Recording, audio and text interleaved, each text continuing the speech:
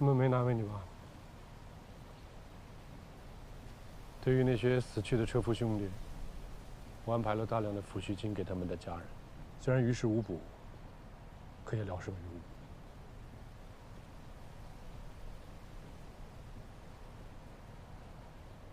还有那些记者，他们收了贿赂，没有人会为真相发声，血泪也不肯透。理解。找个地儿喝2杯吧，我这憋得也难受。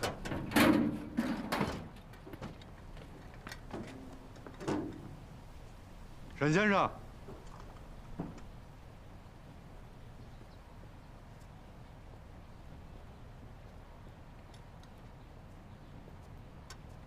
沈先生，您今天真的让我太意外了。像我这种人干点脏活，他很正常，职责所在。您呢？每天衣冠楚楚，太医凛然，一到关键时刻也掉链子。我真以为您今天在发布会上会为国为民大声疾呼，给康爷擦屁股的感觉爽吗？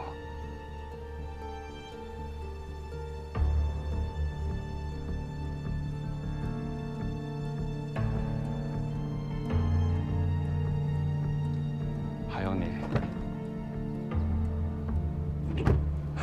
我以前和你一样，有热情，还有正义感。但是经历的事情多了，我就长大了。你别着急，以后你也会这样。保重。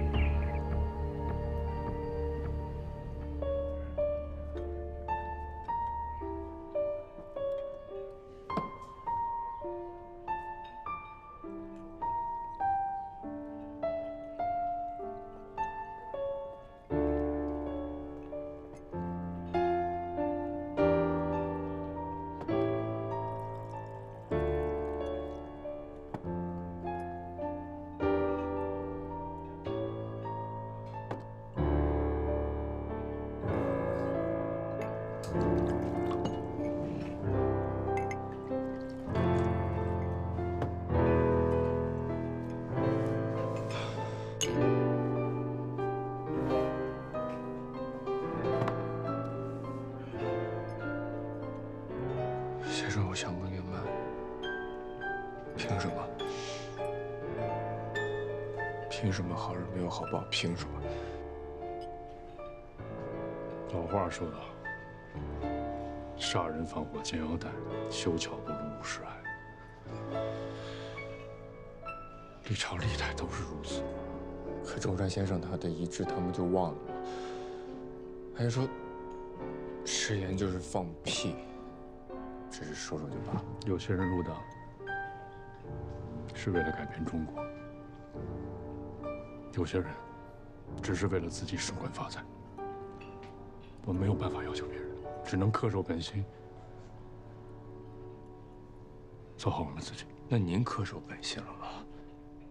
这个结果您满意吗？我不满意。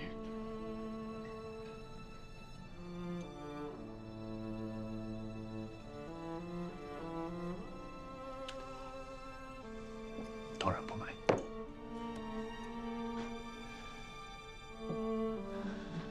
宋先生跟我保证了，说这个案子呢一定会面呈江主席，江主席一定会敲打该敲打的人，这也包括他的家人。假币以后不会再在上海出现，烟土也会被秘密的销毁。我知道这一切远远不够，可是若来我们做的这一切，并不算是白白的全都浪费掉了吧？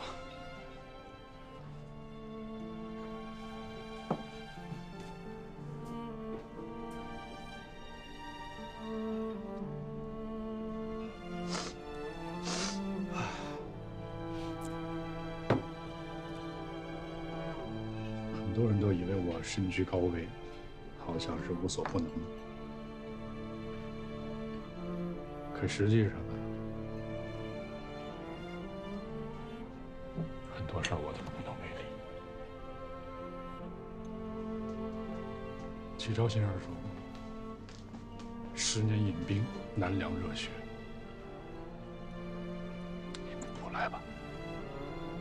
怕是中山先生革命的初期，他也是做了大量的妥协，何况我们呢？我可以妥协，我也可以忍，就怕妥协成了一种习惯，我就变成了林乔索。不会，你跟他不是一路人。他也曾经热血过，也有抱负，也有理想。我说了不会。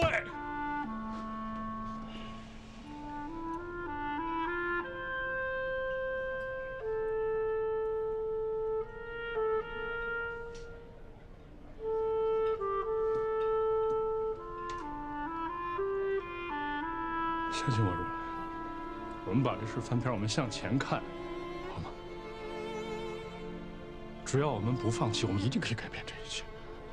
我们去扛起这扇黑暗的门，我们爱的人，我们的下一代、下下一代，才能看见真正的光明。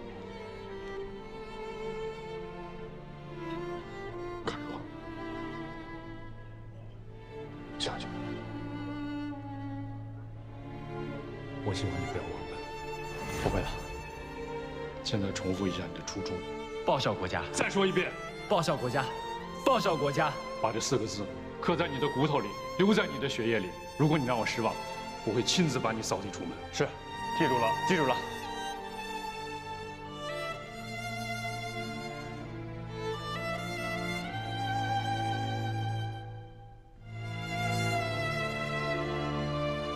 从今天起，魏若来就是我的关门弟子。我既是他的老师，也是他的政治担保人。若来记住了，日后定会努力，不负使恩。好。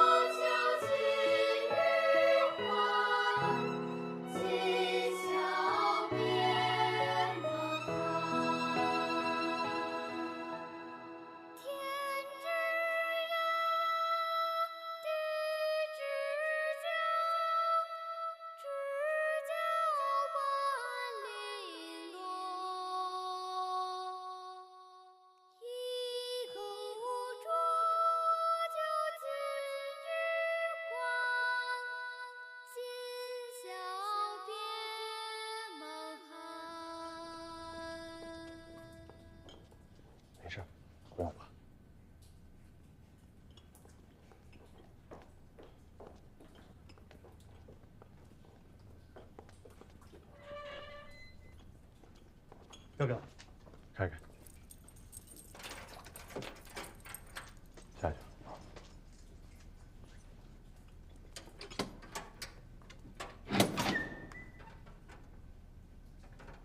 进去吧，大哥在里头。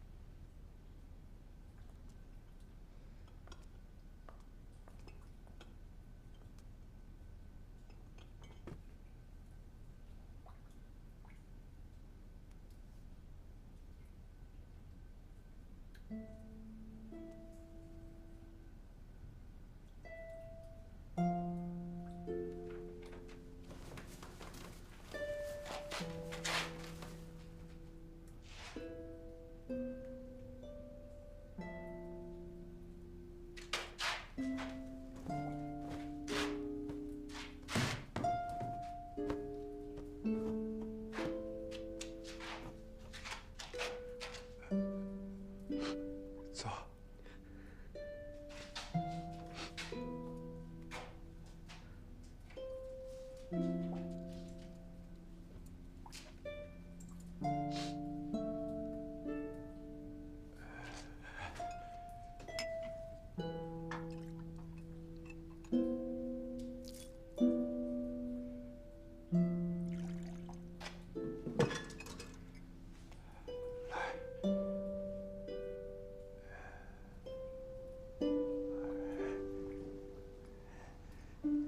条件有限，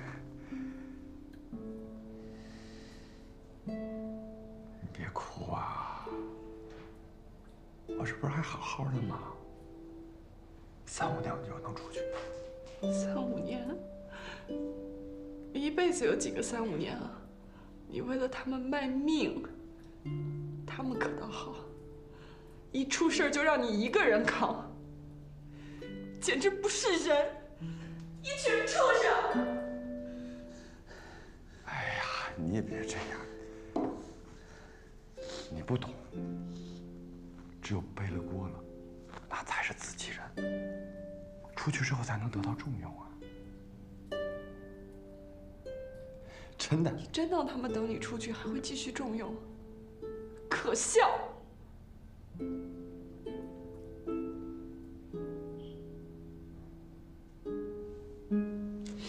这是给我带的，看看。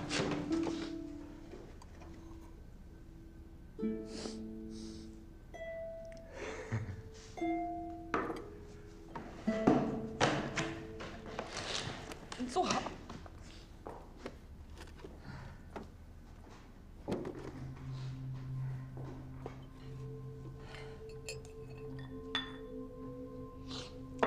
吃着，把汤先喝。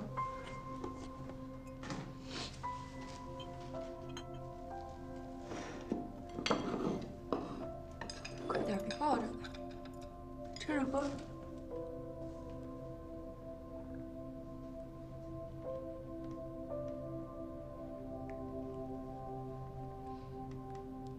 要不，你还是别当我了。找个老实点的人嫁了吧，别再找那种玩枪的，没劲的。你又想甩我，我今天就明着告诉你，不可能。你之前答应过我的，墓碑上都要写我的名字。我那是开玩笑的。那是林乔松之妻，你亲口答应的。我这辈子就2件事儿，第1件找我哥，第2件就是跟你成家。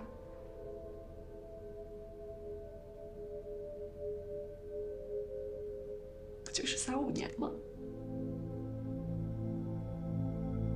我等你出来，咱们还是一条好汉。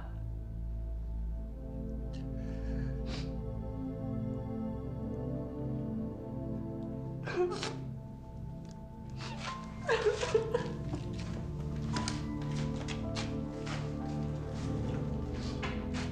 怎么那么傻呀？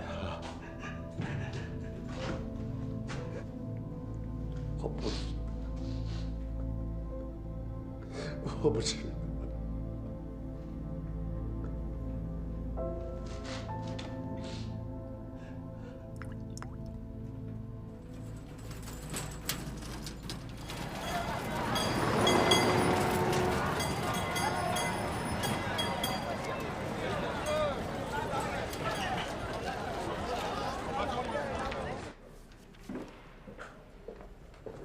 你好，先生。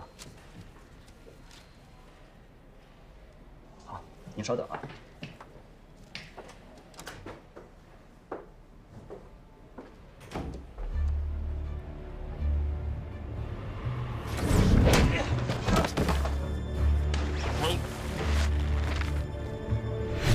你好，我要吃东西。好，稍等。请您在这儿和这儿签上您的名字。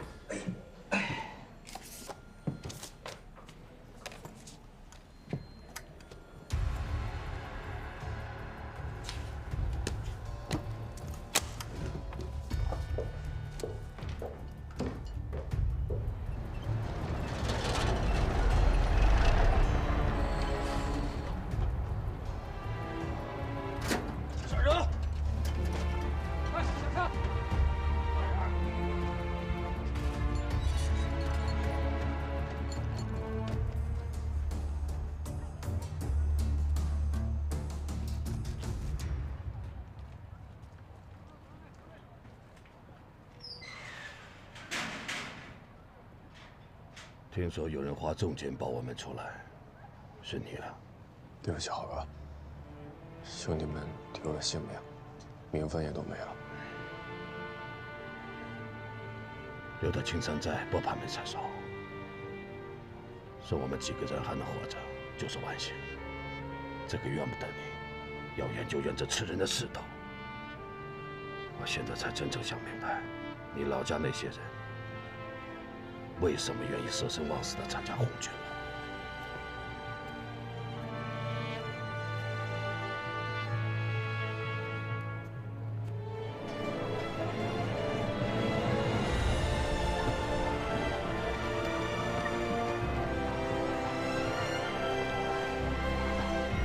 在此向大家保证，我们侦缉队干干净净，阿拉警察局兢兢业业，保护市民的安全。和领导的自干部以外，其他都是假币的那些罪犯，各找不来。平时他们以这个黄毛泽的身份，他们到处散假币呀。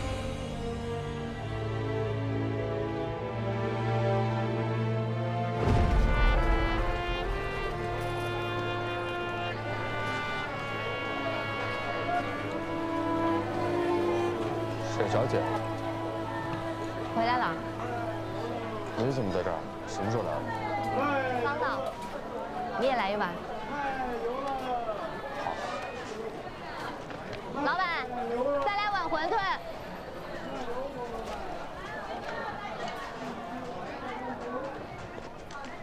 怎么，心情依然欠佳？没关系，以后会更差，习惯就好。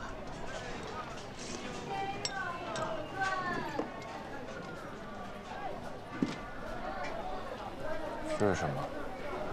医书。医书。我觉得你现在应该很需要它。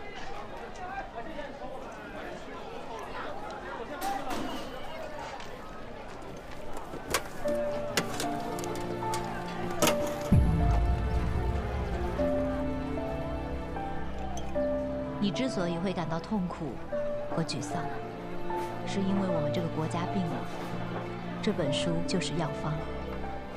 每当我遇到困难，对现状有些失望的时候，都会打开看看它。你也可以试试，有什么不懂的可以问我。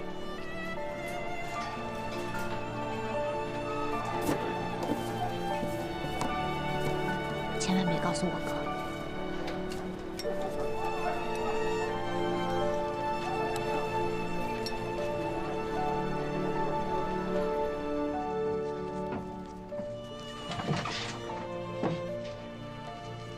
你叠这个干什么？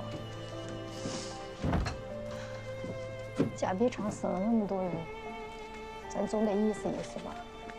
真钱咱给不了，这纸钱就当是个心意啊。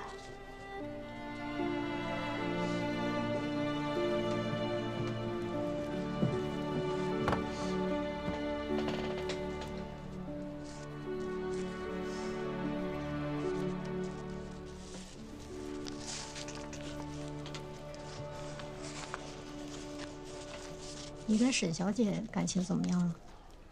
我俩没什么感情，就是朋友。你不打算娶她了？不都说了就是朋友吗？娶什么娶？那既然这样，那你跟我回家吧。你要回家？是我们两个一起。你爹他特别的想你，平时就有老念叨，听得我耳朵都快起茧子了。要回你回吧，我在上海还有事情要做。上海太危险了。 我才来几天呢，汽车爆炸，工厂枪战，你不走，你命都要搭进去的。我愿意。狗狗仔，你心好，但你不适合在大城市打拼。你适合，我也不适合呀。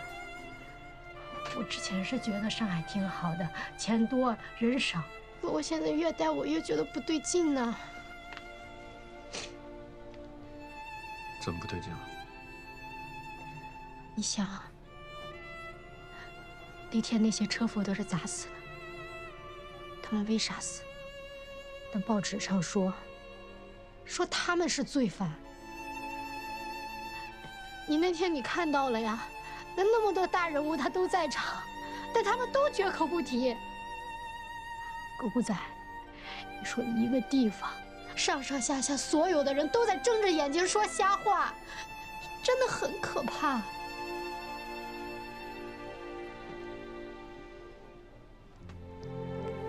咱老家虽然穷，但人心好，住的也踏实。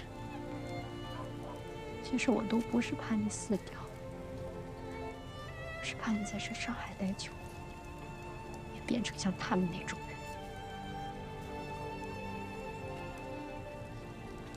我不会的。你是舍不得工作还是啥呀？我好不容易才进了央行，刚把脚站过来。这回老家了，我能做什么呀？兴国也有银行，那是共产党的。共产党怎么了？跟你有仇啊？是不是？他们是造假币了，贩大烟了，还是滥杀无辜了？你知道现在就光咱们村就有多少人参加了红军吗？你别说了，我是不会回去的。 所以还是舍不得沈小姐。你有完没完啊？以后我的事情你别管了，管好你自己就行了。你哪天回去跟我说，我给你买车票。你不走，我也不走。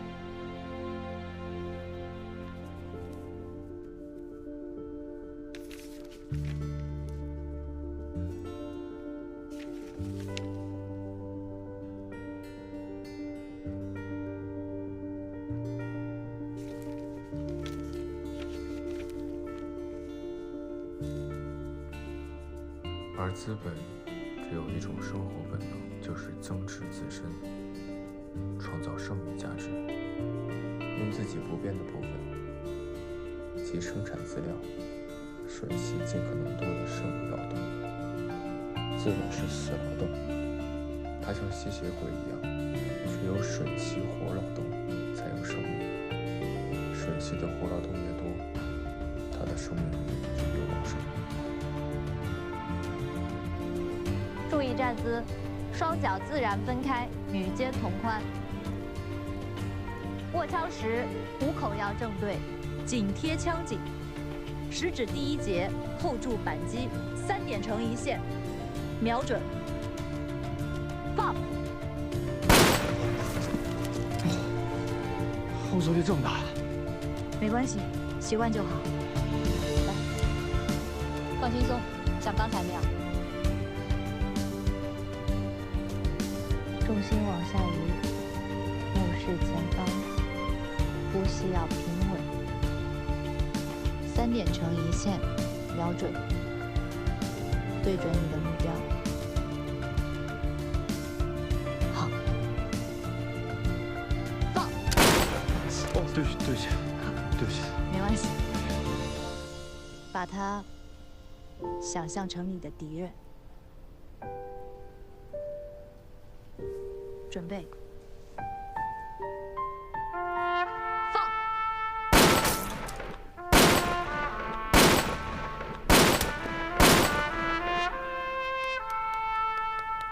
非常好。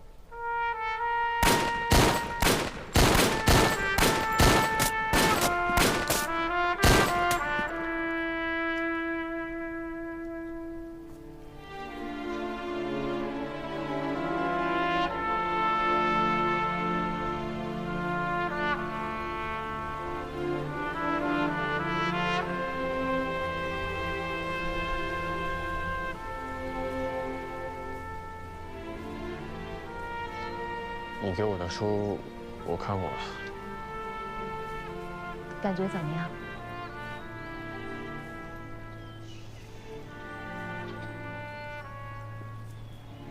是没有看懂，还是有什么问题？懂是懂了，就是可能还有一丝希望吧。希望。中山先生也一直都在忧国忧民，为了救国一直都在不懈奋斗，奋斗到了人生最后一刻。前几天你亲身经历的那个事件，是不是可以足以证明你跟我哥的坚持有些可笑？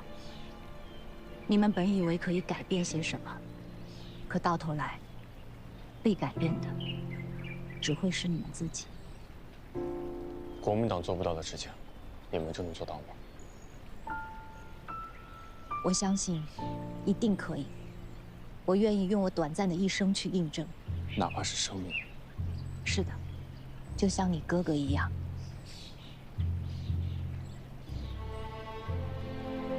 我是在德国的时候加入的共产党，回到上海加入了组织。一开始，我也不懂什么叫革命，只喜欢一个人行动。直到有一次，上级给我安排了一个任务，和往常一样，我一个人执行得很顺利。可是，在撤离的时候，敌人的后援突然出现，想要偷袭我。一位同志及时保护了我，自己却牺牲了。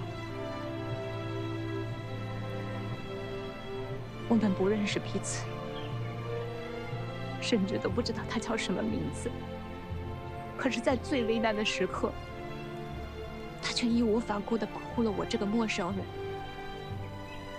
把生的希望留给了我，自己牺牲了。我难过了很久，一直都无法面对。我觉得我亏欠他，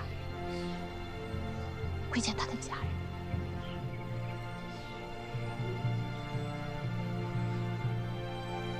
直到后来，我渐渐明白了，我们每个人都有名字，叫同志。我们有一个共同的家，叫组织。我们有共同的理想，为了实现理想，我们共同努力，所以团结一心，不服彼此。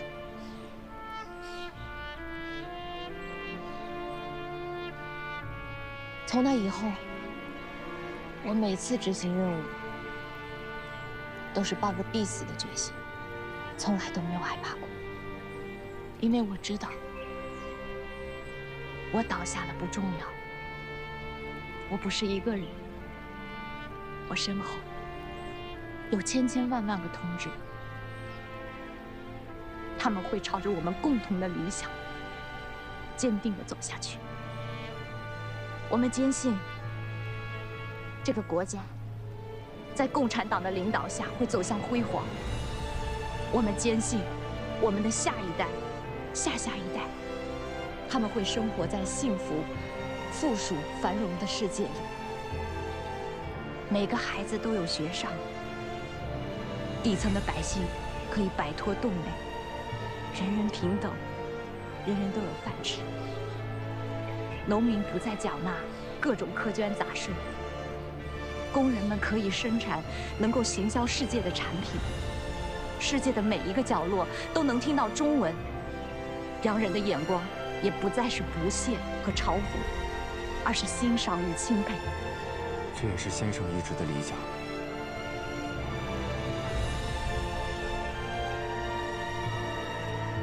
理想是通过努力可以实现的，而不是只嘴上说说。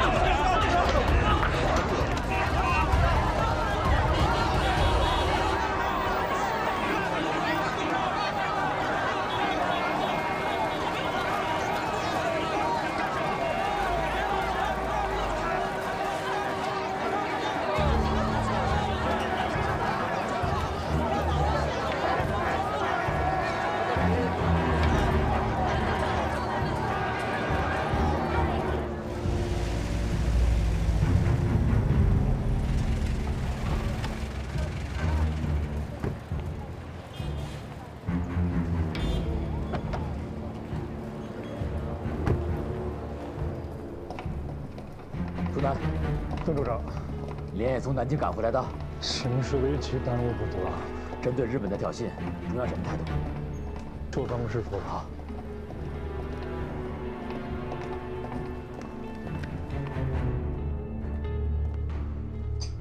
一帮官僚竟然笃定日本人不会在上海开战，全盘接受了他们提出的条件，这不是丧权辱国吗？9·18在前，国府这种反应毫不意外。日本这次在上海制造日僧事件搞摩擦，为的就是开战去的，提条件，这些都是做做样子罢了。你说南京啊，上上下下不把时间花在备战上，反而去争论怎么避开战争，这不可笑至极吗？先生在会上据理力争，可是国防部那帮官老爷们根本听不进去，说咱们央行是搞金融的，对战争是外行，让咱们别干扰决策。他们要是能听劝，那东北至于丢了？连南宋的文官都天天想着北伐，可他们倒好。邓处长，那基于现在这种情况呢，我建议把咱们央行所有的档案啊、资料啊，赶快整理一下。战火真烧过来，咱们搬去租界的话，可以勉强的维持运转。行，你放心吧，我去协调。谢谢了啊。好。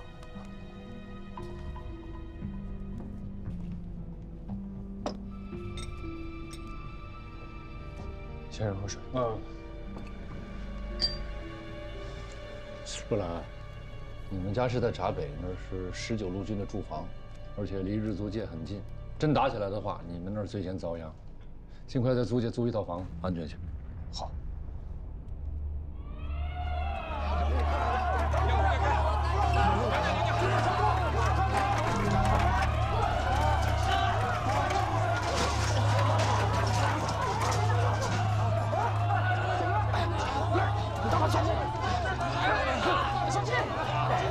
下一个，我就走了。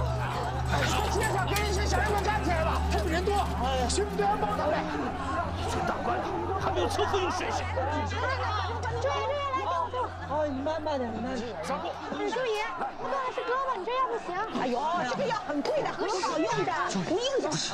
你慢点，轻轻点。周瑜，你这痔疮药。哎呦，对不起，搞错了。来，掉一下，行了。手，你身边走动的全是大人物，根本你消息很灵通了。你同周瑜讲，短命的东洋人会再打回来吗？一定会的。虽然国府已经全方面接受了日本人的条件，但我推断，日本人还是会打的。这怎么办？老师，东洋人挡过来，根本我的房子怎么办呢？是。大家最近就先躲一躲吧，能不出门就先别出门，有条件的话。最好去租界躲一躲。租界？那租界多贵啊！我们哪租得起啊？是不是？我这不开玩笑嘛！跟老百姓有啥办法啦？南京搿帮官老爷，平常只晓得骗老百姓钞票，吹牛逼，一到关键辰光一点乱往嘛！不打仗，那钞票回来，把枪都给我拿回来！又要打仗喽！不至于上那么厉害。又要死人了！这还有什么？你们看。国破山河在，城春草木深。赶时花溅泪。恨别鸟惊心。再背一遍。可是我已经记住了。妈妈让你再背一遍。哦，好吧。国破山河在。再大点声。国破山河在，城春草木深。赶时花溅泪，恨别鸟惊心。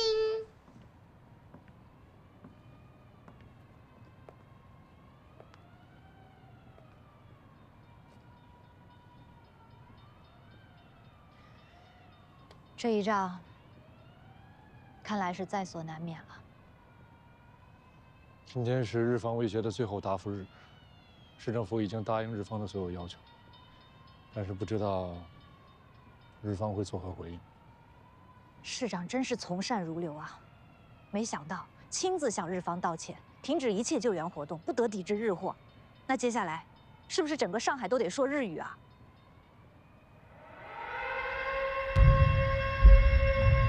是闸北方向。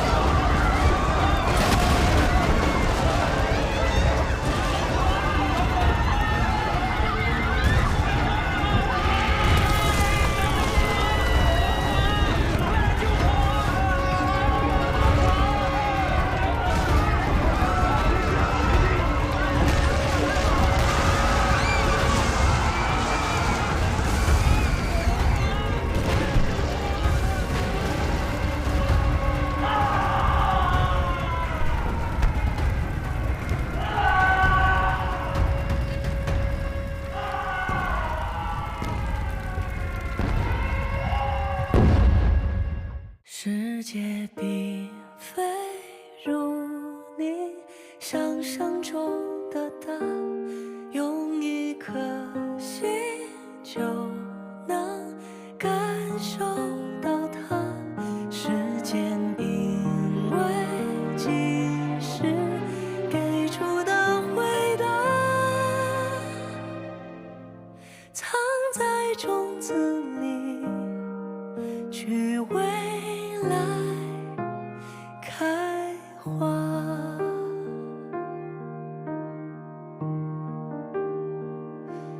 不要留我一个人面对整个世界的风沙，我也需要哪怕只是一句温暖的话。铺天盖地黑暗中有风雪交加，我知道不怕，因为聚沙成塔。不要有我一个人点燃半个世纪的火花，我也想要哪怕只是一幅小小的画。微暗渺茫阑珊处藏中驶过它，我知道出发是为了有个回之家。世界并非如你想象中复杂，闭上眼看着光，你要相信它，星辰不再白日荒废的繁华，深潜在海底，在夜